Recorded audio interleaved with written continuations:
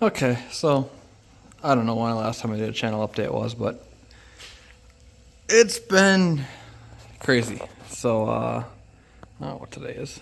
There's today's date. Um, so we finished up with snow. This year was super weird for snow. So we didn't get a lot of snow, but the snowstorms we got were just this nasty, wet, heavy stuff. So the week of Easter, I took my cab off the tractor, and then that following week we got snow. And then literally about 4 days later, I was rolling lawns. So that last snowstorm I did without the cab on, so I rushed around to get the tractor set up to snowblow without the cab on, because with the cab, my joystick is tied into the cab, and there's a relay box back here in the cab that does my chute. So I had to quickly wire up a toggle switch that I could hold to adjust my chute. But so we went right from that to rolling, spring cleanups, aerating, tilling, which I still have the tiller on, and all that. Just like straight from snow, straight to rolling. So we're just finally starting to simmer down here, and then I had a bunch of doctor appointments to go to too and all that. And I don't know if you remember my last video or one of my other videos where I talked about the health condition that I figured I had, but we need to know more. Yeah, definitely have that. So we'll add that to the list of fucking health problems. So I have gastroparesis, POTS with it, which is posterior orthostatic tachycardia syndrome. And then on top of that, we might have Ehlers-Danlos syndrome too. I go see a doctor about that in a month. So, story of my life. So I really just been running, and when I'm not running, I am beat the frick out and sleeping. So, besides that, it's been run, sleep, run, sleep. So it really hasn't been much time to just relax and do that. Yesterday, I had the cab here yet and all that. We took the cab back. I needed the loader for a job, so we got that back home, took care of that yesterday. And we're finally getting to the point where everything's starting to slow down here a little bit.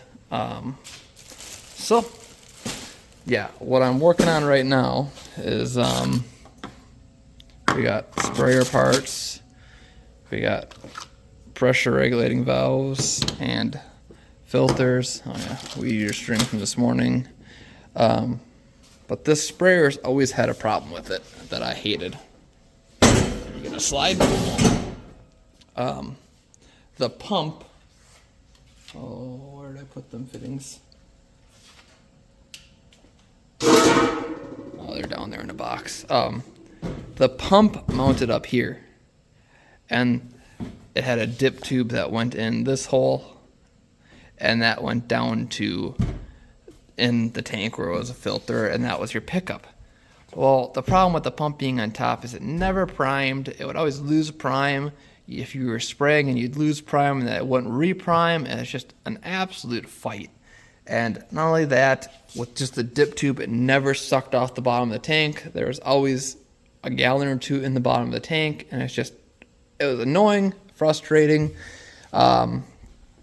With it on the 1025R, I had to go super slow because I couldn't get the gallons per minute I needed out of the pump, and to run the nozzles I was running. And even running smaller nozzles, I couldn't get the coverage area I needed and all that. So what we did here is twice as big a pump mounted on the side here. Yeah, this thing definitely needs some repainting once I get done here spraying, but we need to get this thing ready to spray. So I mounted that on the side, and then if you can see here, I put a bottom drain in. I'll show you guys. There's a bolt-on flange that mounts on the bottom there. So that goes to this pump. We need to do the plumbing out of the pump yet, and then on the inside here, so it actually picks up off the bottom of the tank. So that's gonna come over I'm going to mount a inline filter on this side with the pressure regulating valve on this side, because that's the side of the tractor you get on and off all the time.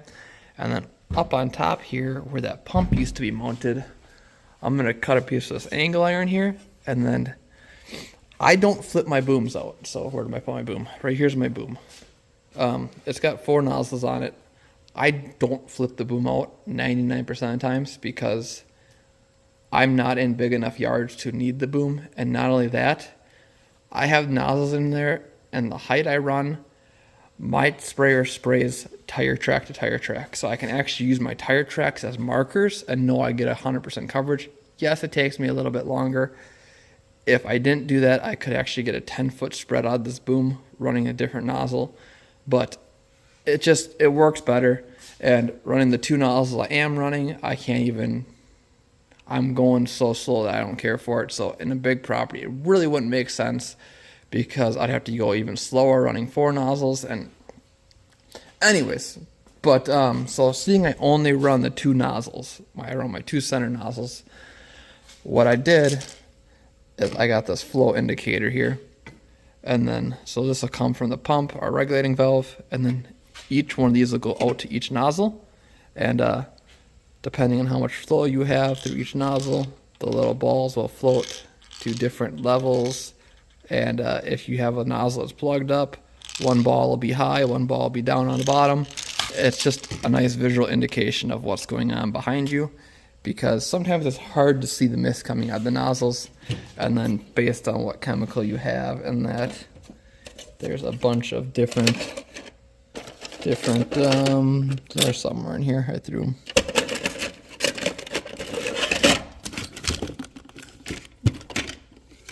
Well, anyways, right here. Depending on what chemical you have, the color of it and all that, you have different balls and different weight balls, like the steel balls. This pink one's a plastic ball, the white one's a plastic ball. So you can kind of tune how them float based on your flow rate and that. And then one of the other things I never ever had on this thing was a decent filter. So we're actually have a filter here. This has a 50 mesh, and then I also have a 100 mesh filter here that goes inside of that. So at least instead of plugging up the little filters that are in these nozzles, there's just a little screen in these nozzles. So instead of plugging up that little screen, which, oh, where the fuck? It's stuck in there.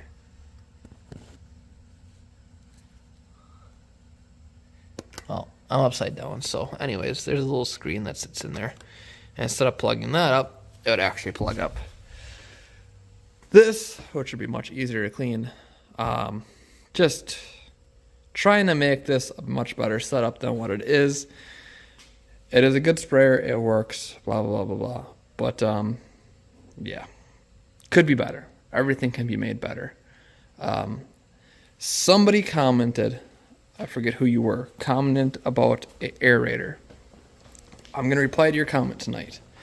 But I used to run this Ohio Steel aerator, and it was okay. It worked. I modified it to be 3-point, but a much better setup.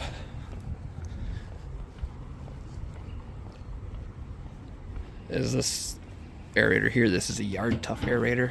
The only thing I would do is I threw my counterweights in here for my tractor, and found out real fast that this mesh is not made to hold that weight, and it dished it down. So for that reason, shove a piece of plywood in there, made it much better. But this thing's a little bit more heavy duty. The Ohio Steel, these are spring loaded, these are not, so they work a lot nicer. This is set up for category 0 and category 1. You can pull this bushing off, but this will not fit in the John Deere Quick Hitch without modifying it. I think I can actually cut this one off and put the normal bolt-on pins here and actually make it work. But that is a Yard Tough from Northern Tools.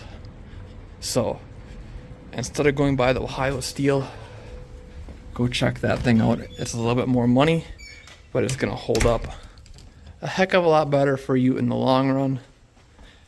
And yeah, so it will not fit factory in this quick hitch. This quick hitch hits the bracket, but like I said, I have some, not tipped over, I have some of these longer category 1 pins. I think if I set them up stretched way out like this, and then time I get the bushings on for the quick hitch like these, it'll actually work out where it'll be perfect.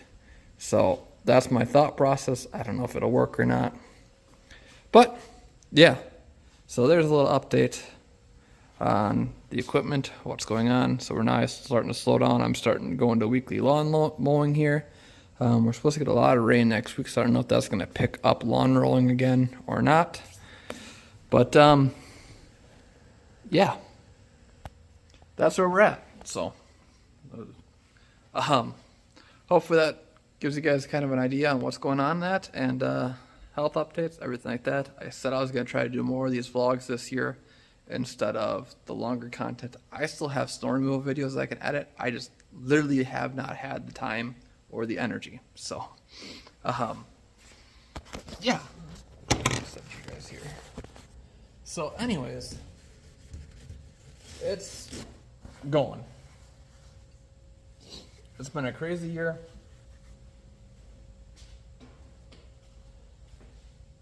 But stuff's calming down, figuring out stuff. So for the pots, I was doing IV fluids 3 times a week. We were trying 4 times a week.